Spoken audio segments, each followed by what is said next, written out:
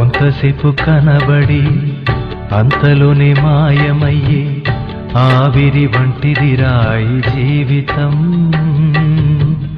లోకాన కాదేది శాశ్వతం.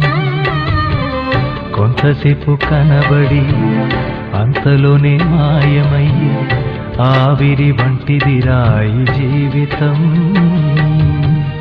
లోకాన కాదేది శాశ్వతం.